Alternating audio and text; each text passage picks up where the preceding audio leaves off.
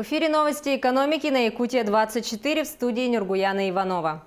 К реконструкции детской поликлиники Нерюнгринской центральной районной больницы приступят в следующем году. Сегодня разрабатывается проектно-сметная документация, а до 1 декабря она должна быть утверждена в госэкспертизе. Об этом сообщил временно исполняющий обязанности главы Якутии Айсен Николаев во время рабочей командировки в Нерюнгринском районе. А по поликлинике вопрос решенный. Сейчас ПСД делается. Так, мы его до 1 декабря должны получить уже с экспертизой и в следующем году уже работу начать.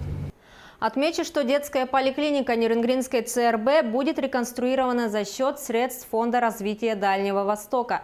Постановление о выделении единой субсидии дальневосточным регионам на строительство социальных объектов подписал премьер-министр Дмитрий Медведев в июне этого года. В общей сложности дальневосточные регионы получат почти 54 миллиарда рублей в течение 3 лет на социальное развитие Дальнего Востока. До 2020 года на Дальнем Востоке будут реализованы 193 мероприятия. Строительство и модернизация школ, детских садов, больниц, культурных центров. Участие Якутии на Восточном экономическом форуме обсудили на заседании правительства Якутии под председательством Владимира Солодова. По словам исполняющего обязанности главы Кабинета министров, в состав делегации войдут около 50 человек. Точное количество пока уточняется.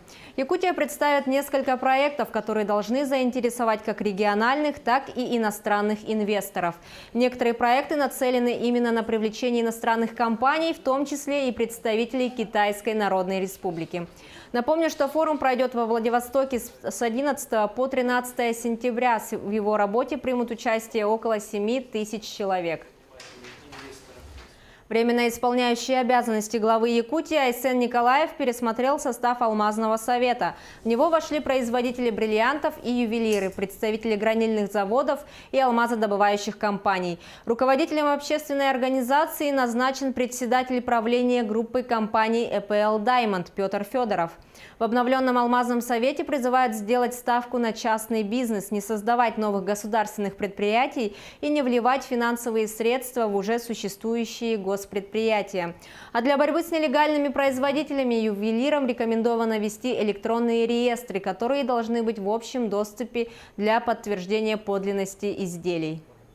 Что касается алмазов, то компания «Алроса» планирует аукцион по продаже крупных алмазов во Владивостоке. Он пройдет с 27 августа по 12 сентября этого года. Выставляемый на торге ассортимент состоит из 129 алмазов ювелирного качества общей массой 2312 карат. Все камни добыты на месторождениях «Алроса», дочерних структур «Алроса Нюрба» и «Север Алмаз». К участию в аукционе компания пригласила 76 фирм из России, Израиля, Бельгии, Индии, Гонконга, Объединенных Арабских Эмиратов и США. Итоги аукциона будут подведены 13 сентября.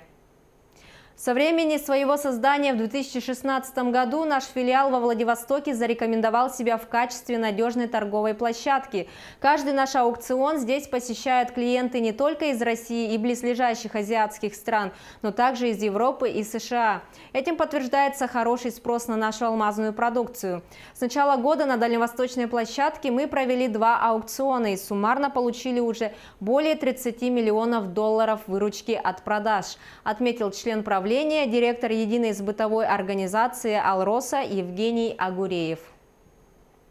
Структурное подразделение Высшей школы экономики по специальности «Экономика управления персоналом» откроют на базе Северо-Восточного федерального университета в 2021 году.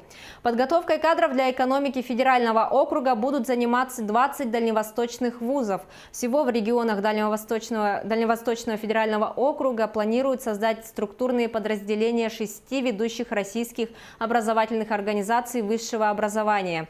Программа будет финансироваться из федерального бюджета и внебюджетных источников. Кроме того, программа подготовки кадров для ключевых отраслей экономики Дальнего Востока подразумевает обновление материально-технической базы профорганизаций.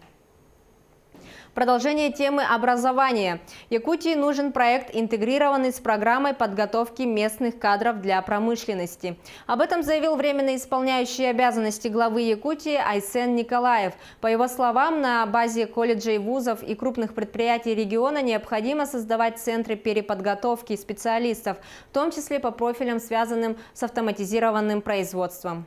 Проводниками станут создаваемые в районах центры интеллектуального образования, такие как Малая академия наук в Хангаласском районе и Международная арктическая школа, которая строится в Якутске.